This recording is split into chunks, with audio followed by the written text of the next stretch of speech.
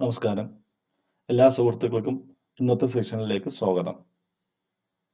ഇന്നത്തെ ചർച്ചയിലേക്ക് കടക്കുന്നതിന് മുമ്പ് എനിക്ക് തോന്നുന്നു, കഴിഞ്ഞ ദിവസം ഞാൻ നടത്തിയ ഒരു പരാമർശത്തിലെ അതിനകത്ത് ഒരു കാര്യം വിശദമാക്കേണ്ടതുണ്ട്. ഞാനൊരു ഹിന്ദി നടനെക്കുറിച്ച് സൂചിപ്പിച്ചിരുന്നു. അപ്പോൾ അദ്ദേഹം ആത്മഹത്യ ചെയ്തതാണ് എന്ന് ഞാൻ പറയുന്നില്ല. അഥവാ അദ്ദേഹം ആത്മഹത്യ ചെയ്തിട്ടുള്ളതാണെങ്കിൽ ഒരുപക്ഷെ അദ്ദേഹത്തിൻ്റെ ബോധമണ്ഡലം അല്ലെങ്കിൽ ജ്ഞാനമണ്ഡലത്തിലുള്ള ഒരു പ്രശ്നം കൊണ്ടായിരിക്കാം എന്നാണ് ഞാൻ ഉദ്ദേശിച്ചത്. ഇത് ലൈവായിട്ട് ഒറ്റ സ്ട്രെച്ചിൽ ഞാൻ റെക്കോർഡ് ചെയ്ത് പോകുന്നതുകൊണ്ട് തന്നെ ആ ചർച്ചയുടെ അവസാന ഭാഗം വരുമ്പോൾ ഞാൻ അദ്ദേഹത്തിൻ്റെ വ്യക്തി ജീവിതത്തിൽ അദ്ദേഹം പരാജയപ്പെട്ടു എന്നുള്ളൊരു വാക്ക് പറഞ്ഞിരുന്നു. അത് അങ്ങനല്ല ഉദ്ദേശിച്ചത്, വ്യക്തി ജീവിതം എന്നുള്ളതല്ല, മറിച്ച് ഞാൻ അവിടെ തന്നെ സൂചിപ്പിച്ചിരുന്നു അദ്ദേഹത്തിൻ്റെ പ്രധാന കർമ്മമേഖലയായിട്ടുള്ള സിനിമ അഭിനയത്തിൽ വളരെ നല്ല മികച്ച പ്രകടനമാണ് അദ്ദേഹം കാഴ്ചവെക്കുന്നത് എന്നുള്ളത്. നമുക്കെല്ലാവർക്കും ഒരേ സമയത്ത് തന്നെ വ്യത്യസ്തമായിട്ടുള്ള കർമ്മമേഖലകളുണ്ട്. ഒരേ സമയത്ത് തന്നെ നമ്മുടെ തൊഴിൽ, അതേപോലെ തന്നെ ഒരുപക്ഷെ നമ്മൾ അച്ഛനായിരിക്കാം, സഹോദരനായിരിക്കാം, മകനായിരിക്കാം, അമ്മാവനായിരിക്കാം, ഇങ്ങനെ പറയുന്ന വ്യത്യസ്തമായിട്ടുള്ള കർമ്മമേഖലകളുണ്ട്. ഈ കർമ്മമേഖലകളിലെല്ലാം തന്നെ അദ്ദേഹം മികച്ച രീതിയിലായിരിക്കാം പ്രവർത്തിച്ചിട്ടുള്ളത്. പക്ഷെ അദ്ദേഹം ആത്മഹത്യയാണ് ചെയ്തിട്ടുള്ളതെങ്കിൽ അത് അദ്ദേഹത്തിൻ്റെ തിയറട്ടിക്കലായിട്ടുള്ള അല്ലെങ്കിൽ ജ്ഞാനമണ്ഡലത്തിലെ ഒരു പ്രശ്നമായിട്ട് മാത്രമാണ് ഞാൻ സൂചിപ്പിച്ചിട്ടുള്ളത്. ഇന്നത്തെ സെഷനിലേക്ക് കടക്കാമെന്ന് തോന്നുന്നു. കഴിഞ്ഞ സെഷനിൽ നമ്മൾ എന്താണ് തിയറി, എന്താണ് പ്രാക്ടിക്കൽ, അതേപോലെ തന്നെ കോൺക്രീറ്റ്, അബ്സ്ട്രാക്റ്റ്, യൂണിവേഴ്സൽ, പർട്ടിക്കുലർ, ഇവ തമ്മിലുള്ള ബന്ധവും ഇവ എങ്ങനെ വേറിട്ട് നിൽക്കുന്നു എന്നുള്ള കാര്യങ്ങളുമാണ് ചർച്ച ചെയ്തത്. ഇന്നത്തെ ക്ലാസ്സിൽ എനിക്ക് തോന്നുന്നു നമുക്ക് ഇന്ത്യൻ ഫിലോസഫിയുടെ, ഭാരതീയ തത്വചിന്തയുടെ ഒരു ഇൻട്രൊഡക്ഷനും അതേപോലെ തന്നെ തത്വചിന്തയും മതവും എങ്ങനെ ബന്ധപ്പെട്ടിരിക്കുന്നു, അല്ലെങ്കിൽ ഫിലോസഫി റിലീജിയനും എങ്ങനെ ബന്ധപ്പെട്ടിരിക്കുന്നു, അതോടൊപ്പം തന്നെ ഭാരതീയ തത്വചിന്തയുടെ വ്യത്യസ്ത ഘട്ടങ്ങൾ, അതേപോലെ ഭാരതീയ തത്വചിന്തയുടെ പ്രധാന സവിശേഷതകൾ എന്തൊക്കെയാണ് എന്നുള്ള കാര്യങ്ങൾ ഇന്നത്തെ ക്ലാസ്സിൽ അല്ലെങ്കിൽ ഇന്നത്തെ ചർച്ചയിൽ നമുക്ക് നോക്കാം.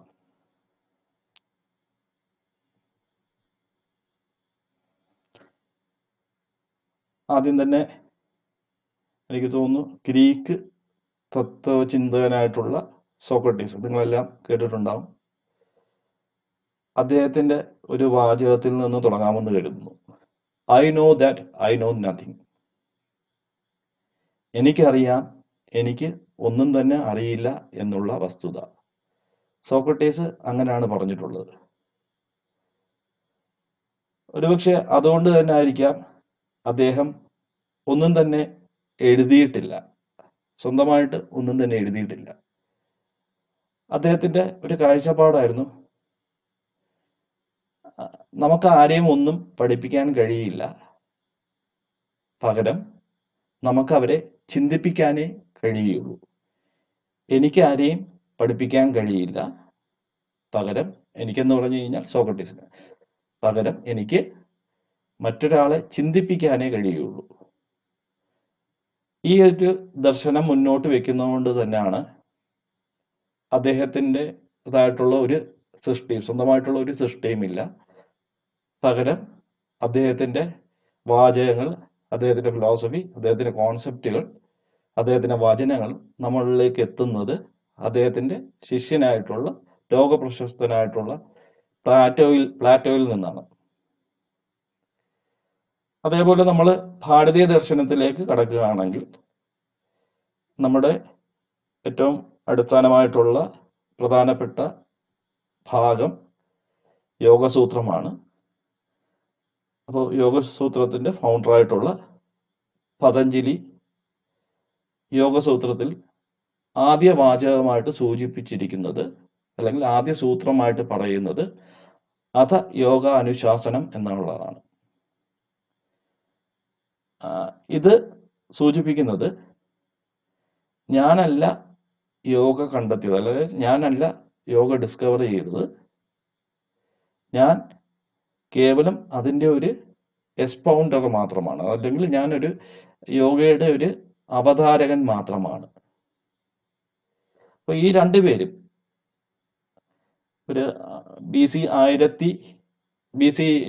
400, അതായത് 2400 വർഷങ്ങൾക്ക് മുമ്പ് ജീവിച്ചിരുന്ന സോക്രട്ടീസും അതിന് മുന്നേ 100 വർഷം മുന്നേ ജീവിച്ചിരുന്നു എന്ന് കരുതപ്പെടുന്ന പതഞ്ജലിയുടെ കാലഘട്ടത്തിൽ ഒരു സംശയം നിലനിൽക്കുന്നുണ്ട്.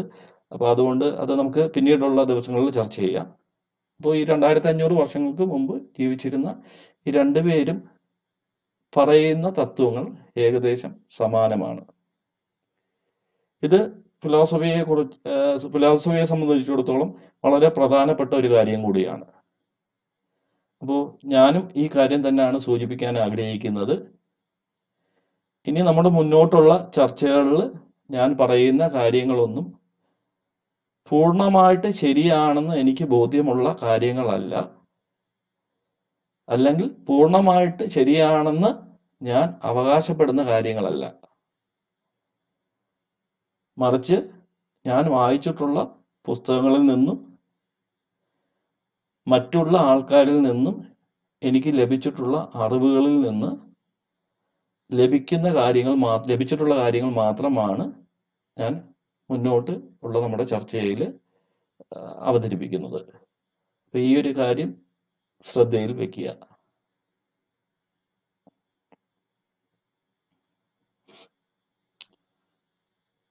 ഇനി നമ്മൾ അടുത്ത് നോക്കുന്നത് ഫിലോസഫിയും റിലീജിയനും തമ്മിലുള്ള ബന്ധമാണ്.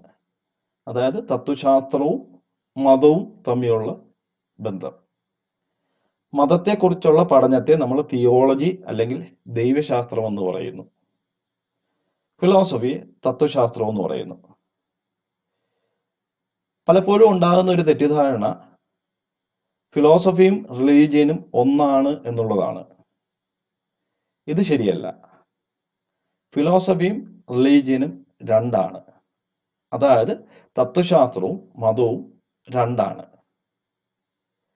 ഫിലോസഫിയുടെ അടിസ്ഥാനം റീസൺ അല്ലെങ്കിൽ യുക്തിയാണ്.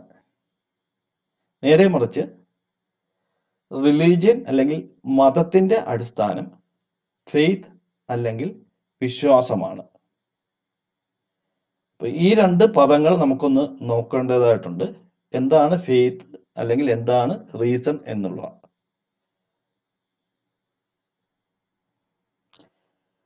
ഫെയ്ത്ത് അല്ലെങ്കിൽ വിശ്വാസം,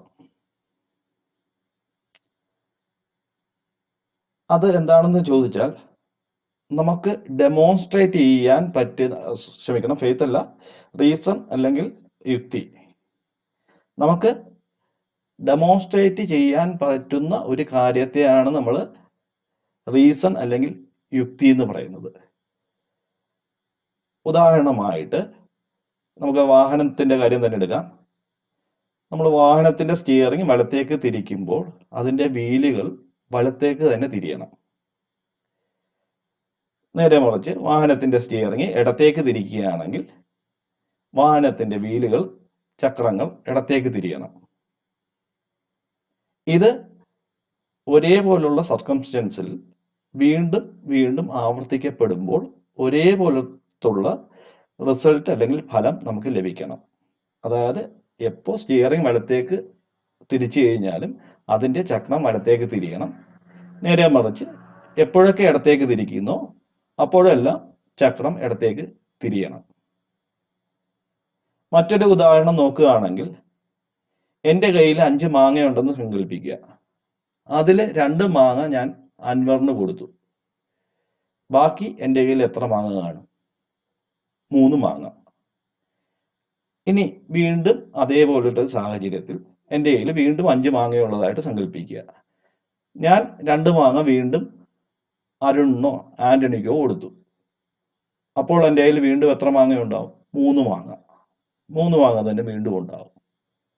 അപ്പോൾ നമ്മൾ എത്ര പ്രാവശ്യം ഒരേപോലുള്ള കാര്യങ്ങൾ ആവർത്തിച്ച് കഴിഞ്ഞാലും ഒരേപോലുള്ള ഫലം തരുന്നതിനെയാണ് നമ്മൾ റീസൺ അല്ലെങ്കിൽ യുക്തിക്ക് അടിസ്ഥാനം എന്ന് പറയുന്നത്. വിശ്വാസം അങ്ങനല്ല.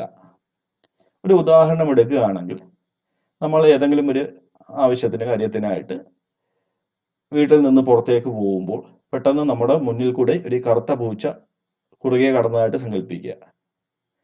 ലോകത്ത് എല്ലായിടത്തും തന്നെ ഇങ്ങനെ ഉള്ളൊരു സാഹചര്യത്തെ ഒരു ദുശകുനം അല്ലെങ്കിൽ നമ്മൾ പോകുന്ന കാര്യം നടക്കുകയില്ല എന്നാണ് പറയപ്പെടുന്നത് അല്ലെങ്കിൽ വിശ്വസിക്കപ്പെടുന്നത്. ഈ വിശ്വാസത്തിന്റെ അടിസ്ഥാനം എന്നുള്ളത് ഡെമോൺസ്ട്രേഷൻ അല്ല, മറിച്ച് ക്ലെയിം അല്ലെങ്കിൽ വാദം മാത്രമാണ്. ഒന്നുകൂടെ വിശദമായിട്ട് പറഞ്ഞു കഴിഞ്ഞാൽ, ഇപ്പോൾ ഒരു പ്രാവശ്യം ഞാൻ ഇറങ്ങി, വീട്ടിന്റെ പുറത്തേക്ക് ഇറങ്ങി, ഒരു പൂച്ച എൻ്റെ പുറകെ നടന്നുപോയി, കറുത്ത പൂച്ച നടന്നുപോയി. അന്ന് ഞാൻ ഉദ്ദേശിച്ച കാര്യം അല്ലെങ്കിൽ ഞാൻ പോയിട്ട് ചെയ്യാൻ ഉദ്ദേശിച്ച കാര്യം നടന്നിട്ടില്ല. ഓക്കെ. രണ്ടാമത് മറ്റൊരു ദിവസവും ഞാൻ ഇറങ്ങി, അന്നും പൂച്ച മുന്നിൽ കൂടെ നടന്നു, കറുത്ത പൂച്ച മുന്നിൽ കൂടെ നടന്നു. അന്നും ഞാൻ പോയ കാര്യം സാധ്യമായിട്ടില്ല. ഇങ്ങനെ എത്ര പ്രാവശ്യം പോയാലും പൂച്ച നമ്മുടെ മുന്നിൽ കൂടെ പോകുമ്പോൾ നമ്മൾ പോകുന്ന കാര്യം പരാജയപ്പെടുന്നെങ്കിൽ മാത്രമേ നമുക്ക് അതിനെ റീസൺ എന്ന് പറയാൻ കഴിയുള്ളൂ. പക്ഷേ നമ്മുടെ അനുഭവങ്ങളിലൊന്നും അങ്ങനെ ആകണമെന്നില്ല. അതുകൊണ്ടാണ് നമ്മൾ അതിനെ വിശ്വാസം അല്ലെങ്കിൽ നമ്മുടെ ക്ലെയിം എന്ന് പറയുന്നത്. നമ്മുടെ ഒരു വാദം ആയിട്ട് മാത്രമേ നമുക്കതിനെ കണക്കാക്കാൻ കഴിയുള്ളൂ. അപ്പോൾ ഫിലോസഫി എപ്പോഴും റീസണെ അല്ലെങ്കിൽ യുക്തിയെ അടിസ്ഥാനപ്പെടുത്തി നിൽക്കുമ്പോൾ, മതം അല്ലെങ്കിൽ റിലീജിയൻ വിശ്വാസത്തെ അല്ലെങ്കിൽ ഭക്തിയെ അടിസ്ഥാനപ്പെടുത്തി നിൽക്കുന്നു. ഒരു കാര്യം പ്രത്യേകം ശ്രദ്ധിക്കേണ്ടത്, ഞാൻ ഈ പറഞ്ഞതിന്റെ അർത്ഥം ഫിലോസഫി ഉയർന്ന തലത്തിലോ അല്ലെങ്കിൽ റീസൺ ഉയർന്ന തലത്തിലാണെന്നോ റിലീജിയനോ ഭക്തിയോ താന്ന തട്ടിലാണെന്നോ അല്ല. മറിച്ച് ഫിലോസഫിയുടെ രീതിശാസ്ത്രം യുക്തിയെ അടിസ്ഥാനപ്പെടുത്തിയിട്ടുള്ളതാണെന്നും മതത്തിന്റെ റിലീജിയന്റെ രീതിശാസ്ത്രം ഭക്തിയെ അടിസ്ഥാനപ്പെടുത്തിയിട്ടുള്ളതാണ് എന്ന് മാത്രമാണ്.